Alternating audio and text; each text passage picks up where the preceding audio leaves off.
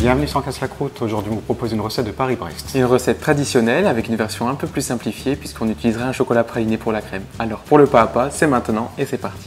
On va commencer par réaliser le crémeux praliné. Donc pour cela, on aura besoin de lait, de fécule, de beurre, d'œufs, de sucre et de chocolat praliné. Pour commencer, on va mettre le lait dans une casserole et on va le mettre à chauffer doucement, gentiment. Pendant ce temps, dans les jaunes d'œufs, on va ajouter le sucre en une fois et puis on va commencer à fouetter. Et là, on va ajouter la fécule. De la même manière, on vient fouetter pour avoir quelque chose d'homogène. Et on va pouvoir retourner à côté du lait. Quand le lait est à peine frémissant, on va le mettre dans le mélange avec les œufs. On mélange de nouveau pour avoir quelque chose d'homogène. Et on remet le mélange dans la casserole. Et là, on va mélanger sans cesse. La crème épaissie, on ne cesse pas de mélanger.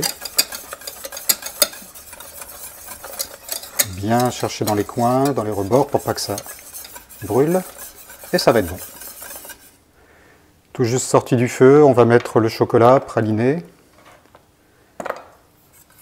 Alors quand on vous disait, c'est une crème qui est simplifiée au niveau de la préparation. C'est parce que justement on utilise un chocolat praliné au lieu de faire un praliné nous-mêmes. Mais si vous essayez la recette, vous verrez que le résultat est pas mal du tout. Et puis ça facilite un petit peu la vie par rapport à un praliné qu'on aurait donc fait maison, ce qui n'est pas toujours très évident. Enfin, on va y ajouter une partie du beurre, donc 30 g de beurre. Et même chose, on va le faire fondre en fouettant dans la crème avant de la laisser un peu reposer. Pour terminer, donc pour la laisser reposer, la laisser refroidir plus rapidement, on va la mettre dans un plat. On va bien l'étaler, la filmer au contact pour qu'il n'y ait pas de petites peaux, de petites croûtes qui se forment. Et on va la laisser reprendre température ambiante. Pour la pâte à choux, on aura besoin d'eau, d'œufs, de farine, de sucre, de sel et de beurre. Dans la casserole, on vient verser notre eau, le sucre en poudre, le sel, le beurre. On va bien faire fondre le beurre dans le liquide et on apportera le tout à ébullition avant de mettre la farine. Et hors du feu, on ajoute la farine en une fois.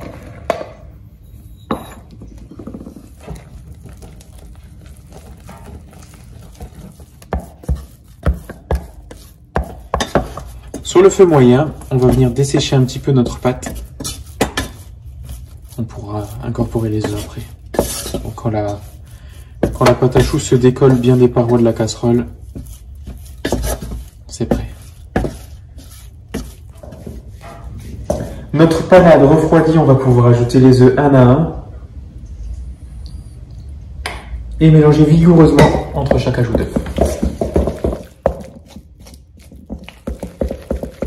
Le premier œuf bien amalgamé, on vient ajouter le deuxième.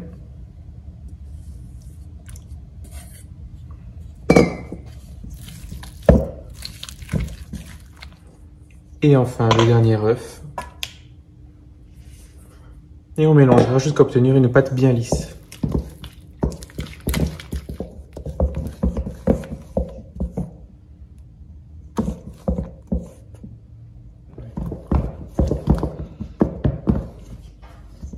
On a une jolie pâte qui fait le ruban. On va pouvoir la pocher. On a mis la pâte dans une poche à douille. Ici, on a choisi une douille cannelée pour avoir le modèle un peu traditionnel du Paris-Brest. Et puis on va commencer par faire un premier tour. On a fait un repère sur notre feuille, sur l'envers. Et on va suivre ce cercle.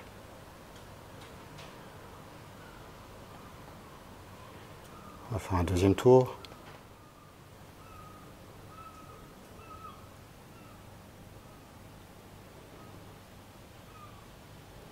Et quand on arrive au deuxième, on va passer au-dessus pour le troisième et dernier tour.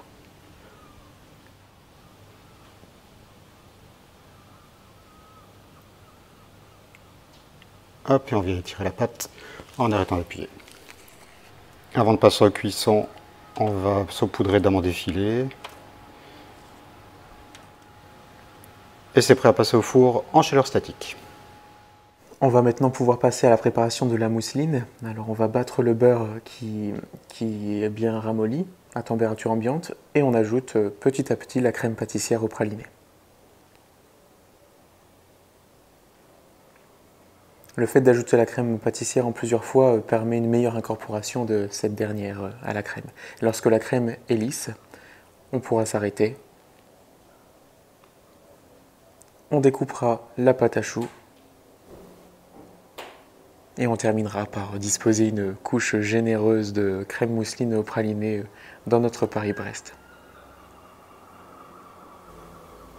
On termine la finition du gâteau avec un peu de sucre glace et c'est prêt.